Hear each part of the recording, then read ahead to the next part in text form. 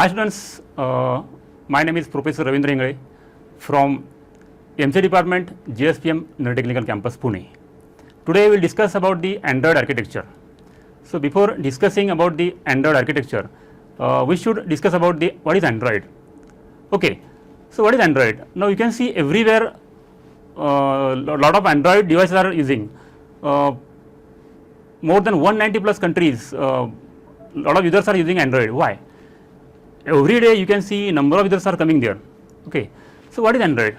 Android is a open source operating system which is based on Linux. Okay, and it is developed by Google Corporation.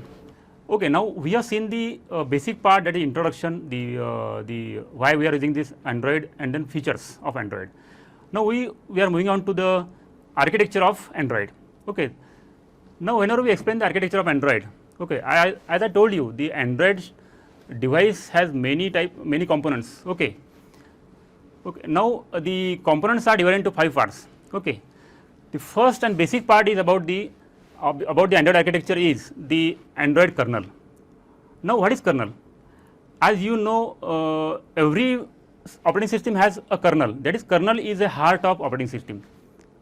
Okay, what does it mean? It means that whenever a man has a heart. Okay, if the heart is failed, the man cannot operate, man cannot walk, man cannot think, man cannot do anything. So the kernel shows the same part or behaves the same like heart. Okay, so kernel is a heart for the Android device, Android based operating system. Now what kernel assists? Okay, now kernel has a lot of drivers. Okay, like drivers like the keyboard driver, then the audio driver, then the video driver, then the devices what we connect. Okay, the Wi-Fi drivers are there. Okay, but most basic part is that Android kernel support everything what we do on the Android. So the overall the process management can be done by Android kernel. Okay, whatever process is there, from starting the process and end the process, everything can be controlled by the kernel. Okay, then the number of device, that is device control. Okay, it can be done by within the kernel. Each and every device, when we operate that, it is controlled by the kernel. Okay, without the kernel we cannot operate that device. Okay, then there is time management feature is there, it can manage the time. Okay, and the most basic part is about the power management. Okay, power management also done by the kernel. So these are the basic features where process management, the memory management, the power management, device management can be done by the kernel. The one point I missed, that is the memory management. Okay, now without memory nothing can be done. Okay, so Android kernel manage memory also. Whatever we save in terms of file, in terms of directories, in terms of where we save our file, that can be done by the Android kernel. So kernel is a basic part of the Android architecture. Now above that, the part is about the libraries. Okay, there are two parts, libraries and core libraries. Now what are the libraries? Libraries are the methods, we can say the classes. Okay, the classes saved in a device for the user or for the application. Okay, there are number of classes. Okay, now surface manager is there, then the media fragment is there, then the SQLite database is there. Now what is SQLite database? Okay, SQLite database is structured query language database base. So it is again we can say it is a library. So it is supportive library. Whenever a user saves something, it is saved by within the SQLite database. Okay, it is RDMS. Okay, it is like relational database management system. Okay, then it supports the HGL, then it supports the SSL, the devices libraries are supported by the libraries the panel. Okay, now the most important part is about the core libraries.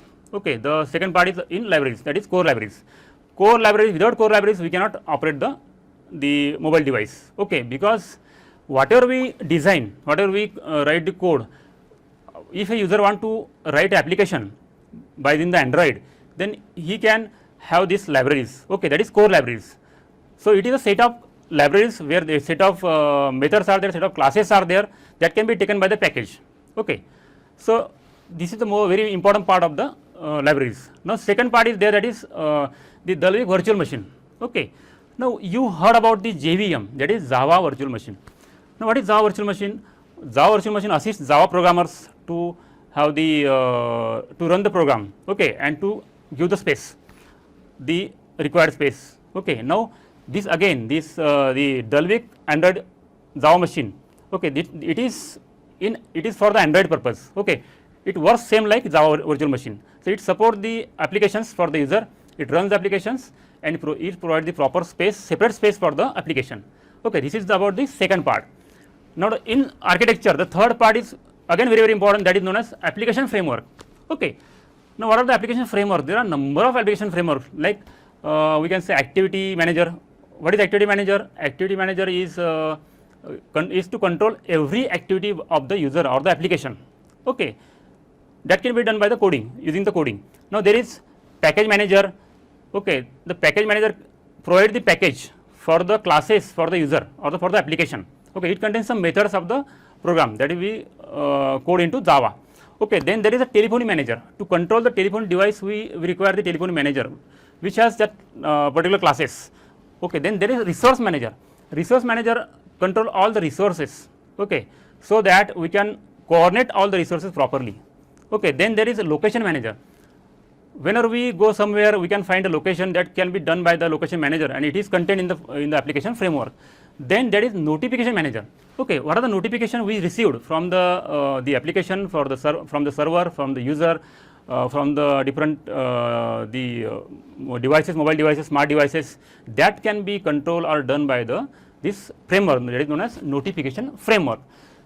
These are the basic frameworks, applications available in the Android operating system, which provided the high level resources, high level services. Okay, so for high level services like the controlling all the applications, it is done by the framework of the Android.